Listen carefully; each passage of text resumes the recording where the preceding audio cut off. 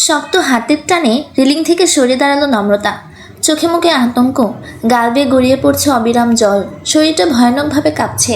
নম্রতার ফ্যাকাশে মুখ দেখে সামনে দাঁড়ানো শ্যামবর্ণ মানুষটি আটকে উঠল। আতঙ্কিত কণ্ঠে বলল, আপনি ঠিক আছেন? নম্রতা হিংস্র দৃষ্টিতে সামনে দাঁড়ানো মানুষটির দিকে তাকালো।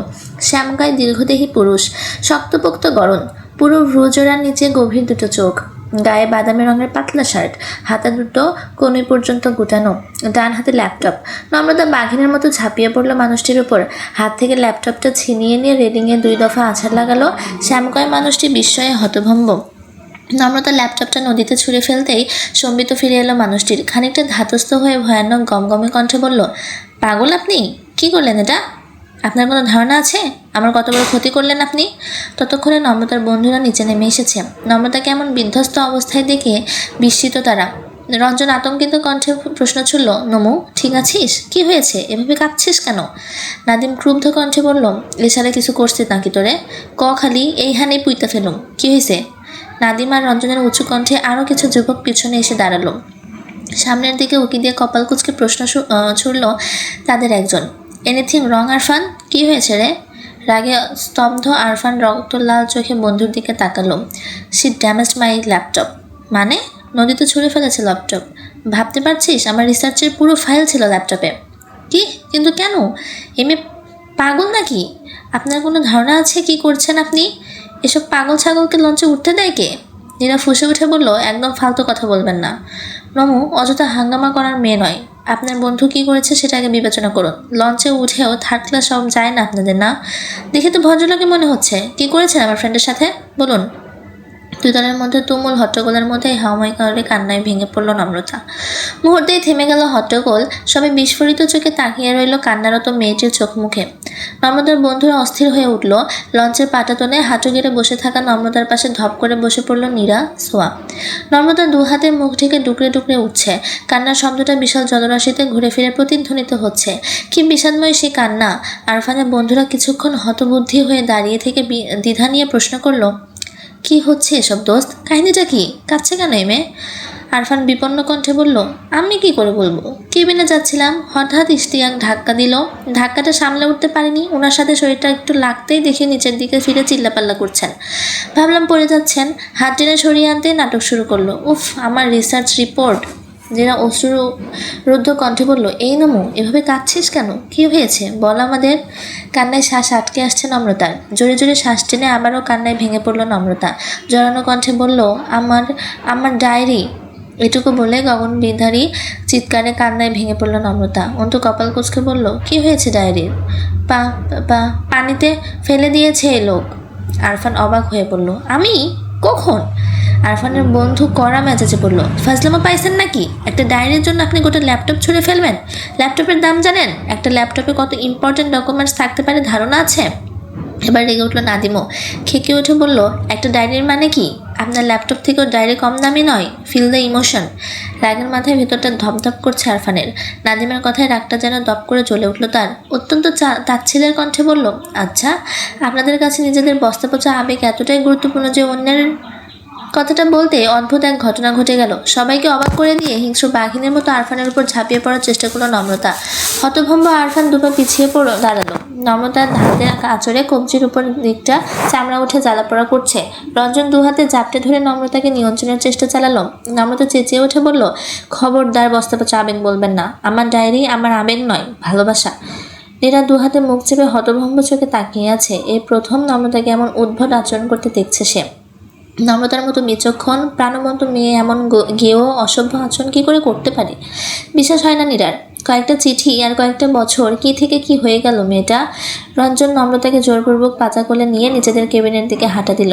যেতে যেতে আরফানকে উদ্দেশ্য করে বলল, সরি ভাইয়া, আসলে ও একটু ডিপ্রেসড। আরফান জবাব দিল না।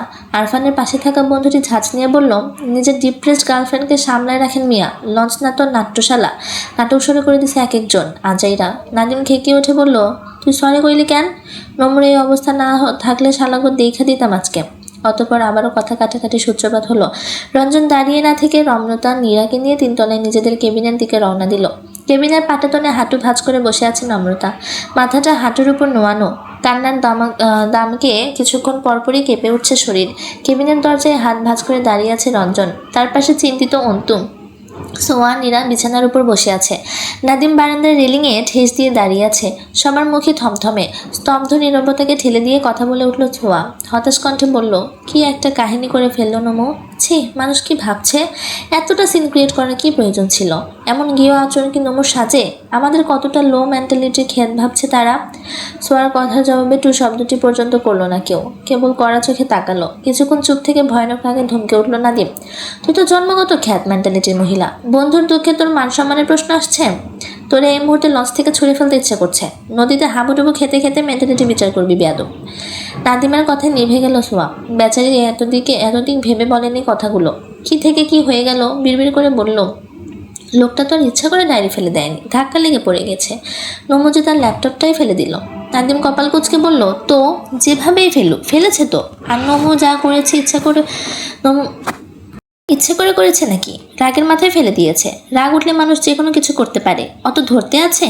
ওই সালাদের উচিত নমর পা ধরে মাফ চাওয়া।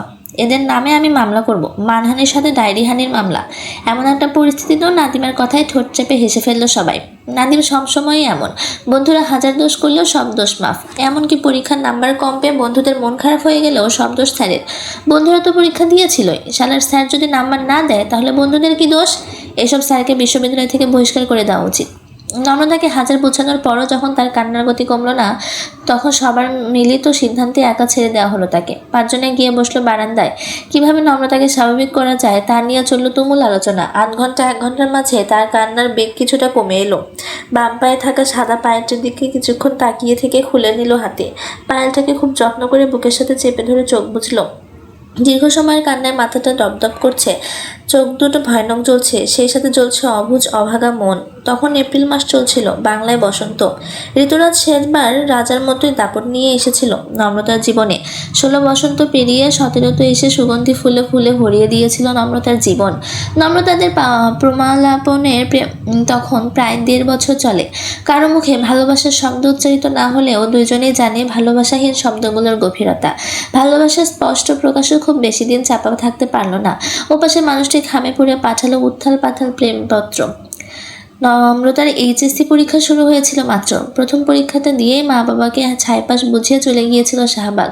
ক্লান্ত শরীরে এক ঝাঁক আশা নিয়ে হাতে তুলে নিয়েছিল চিরপরিচিত বইটি।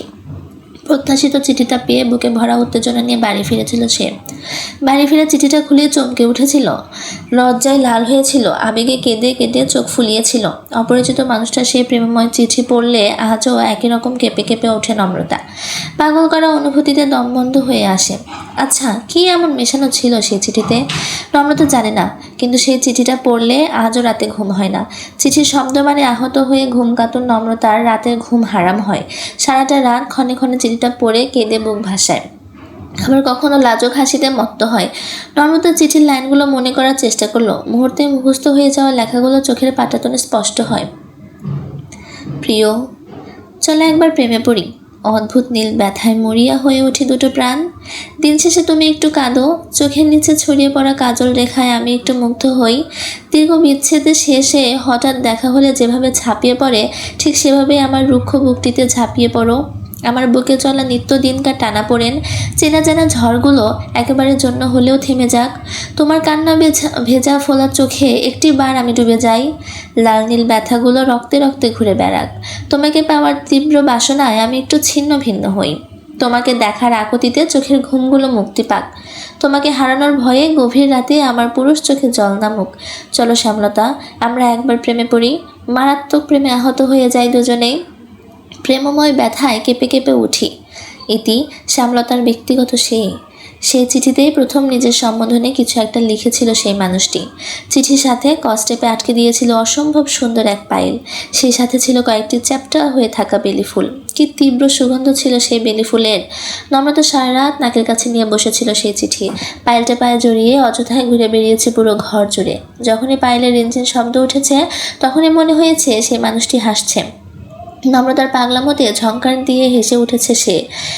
সারা রাত ছটফট করে পরের দিন সকালে গ্রন্থাগারে ছুটে গেল নম্রতা। গ্রন্থাগারের গেটে বিশাল তালা ঝুলতে দেখে মনে পড়ল আজ শুক্রবার, শনিবারেও বন্ধ থাকবে গ্রন্থাগার। হতাশ, চঞ্চল, অস্থির নম্রতার পরের 2 দিন পড়াশোনার কিছু হলো না। ইংরেজির 2য় পত্রের পরীক্ষাটা সে কোনো রকম না পড়ে সমাধা করলো। দিন রাত সে করেই মন মস্তিষ্ক জমাট বেঁধে গেল তার।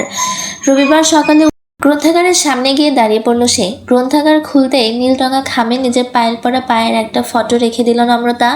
ধুরো ধুরো বুক নিয়ে গ্রন্থাগার থেকে বেরিয়েই সে কি লজ্জা তার। কে জানে পায়ের ছবি দেখে কি ভাববে সে। ছবিটা পাঠানো কি ঠিক হলো? এমন সব দ্বিধা মাখা প্রশ্ন নিয়ে কেটে গেল প্রায় একটা সপ্তাহ। অস্থিরতা আর অনিশ্চয়তা নিয়ে একের পর এক পরীক্ষা সমাধা করলো নম্রতা। পুরোপুরি 1 সপ্তাহ পর আকাঙ্ক্ষিত চিঠিটা এলো। টকটকে নীল রঙা 2টো কাগজ ভরে শুধু একটাই লাইন, তোমার পায়ের তিলটা নেশাতুর, ভাবনাতীত সুন্দর। সেই এক লাইন দিয়ে ভর্তি চিঠিটা পেয়ে গলা শুকিয়ে গিয়েছিল নম্রতার। বুকের ভেতরে থাকা হৃৎপিণ্ডটা কি দ্রুতই না কাঁপছিল। আজও উপলব্ধি করতে পারে নম্রতা।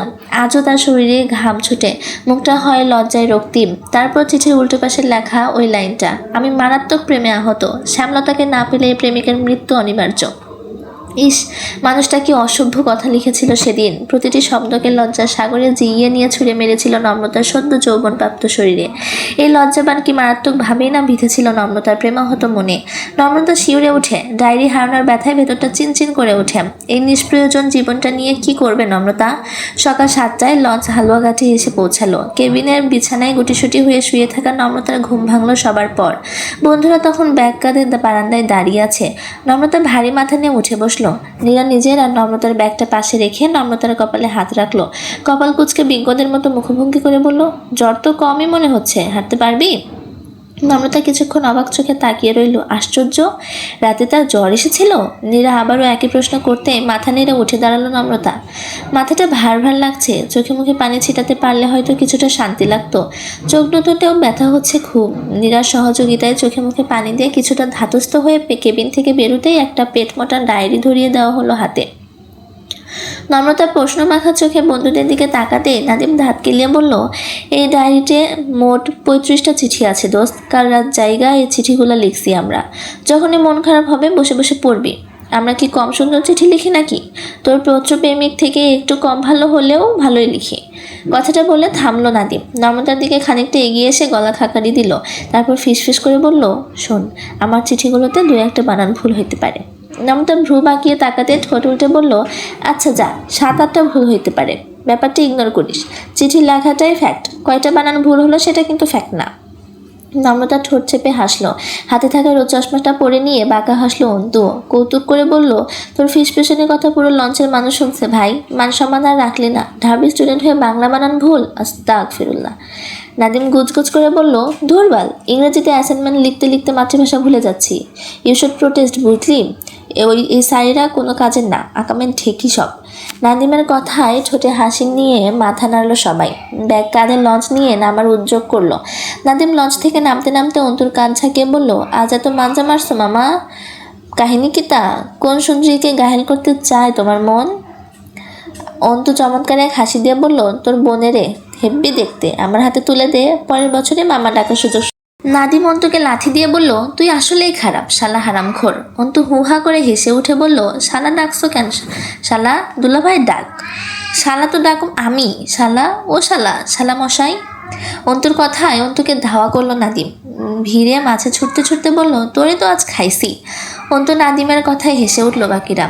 ভিড়ের মাঝে উচ্ছল হাসি নিয়ে ছুটতে থাকা দুজন তরুণের দিকে বিস্ময়ে তাকিয়ে রইল অনেকেই। সোয়া, নীরা কিছুটা এগিয়ে যেতেই পেছন থেকে দৌড়ে এসে নম্রতার পাশাপাশি হাঁটতে লাগলো রঞ্জন। নম্রতার হাত থেকে লাগেজটা নিজের হাতে নিয়ে অন্য হাতে সানগ্লাস পরলো। নম্রতার দিকে তাকিয়ে কপাল কুঁচকালো। কি রে, ক্ষুধা টুধা পেয়েছে তোর? নম্রতা ম্লান হেসে মাথা নাড়ল। নাদিমের দেওয়া ডায়েরিটির দিকে দৃষ্টি রেখে বুক ভরে শ্বাস নিল। ঠোঁটের হাসি ধরে রেখে বলল, আমি ঠিক আছি দোস্ত, চিন্তা করিস না। রঞ্জন প্রথমেই কিছু বলল না। সামনের ভিড়টা অতিক্রম করার পর মুখ খুলল। ভাগ্যে বিশ্বাস করিস নমো? করি। তাহলে সবটা ভাগ্যের উপর ছেড়ে দে। সব কিছুর পেছনেই তো কোনো না কোনো কারণ থাকে। তোর কিশোরী বয়সে প্রথম প্রেমিক হারিয়ে যাওয়া, স্মৃতিময় ডায়েরিটা নদীর গর্ভে বিলীন হয়ে যাওয়া, সব কিছুর পেছনেও নিশ্চয়ই কারণ আছে। সৃষ্টিকর্তা হয়তো এমন কিছুই চাইছেন। লাইফে মুভ অন কর। অতীত খামছে ধরে পড়ে থাকলে তো চলে না। অন্য কাউকে সুযোগ দে। সুযোগ না দিলে বুঝবি কি করে মানিয়ে নিতে পারবি নাকি পারবি না। নম্রতার চোখ দুটো ছলছল করে উঠল। রঞ্জনের চোখের দিকে তাকাতেই জমে থাকা জলটুকু মুক্ত হলো। সূর্যের আলোয় ফর্সা গালে জলের রেখাগুলো চিকচিক করে উঠল। রঞ্জনের পুরুষ মন ফিসফিসিয়ে বলে উঠল, যে প্রেমিকের তরে রমণীর চোখ ভাসে সেই নিঃস্ব প্রেমিকের কি কখনো মন হাসে?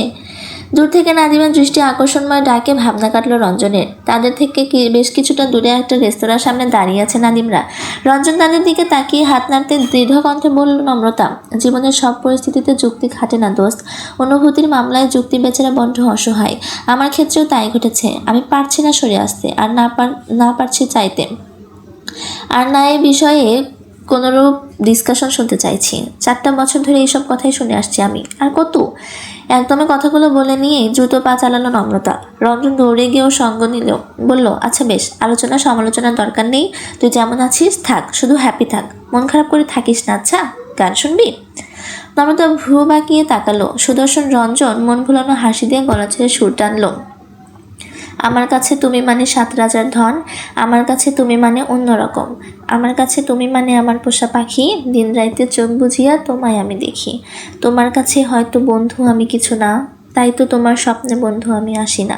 আমি মানে তুমি, আর তুমি মানে আমি, আমার কাছে আমার চেয়ে বন্ধু তুমি দামি। রঞ্জনের গান শুনে সেখান থেকে গিটারে সুর তুলল নাদিম।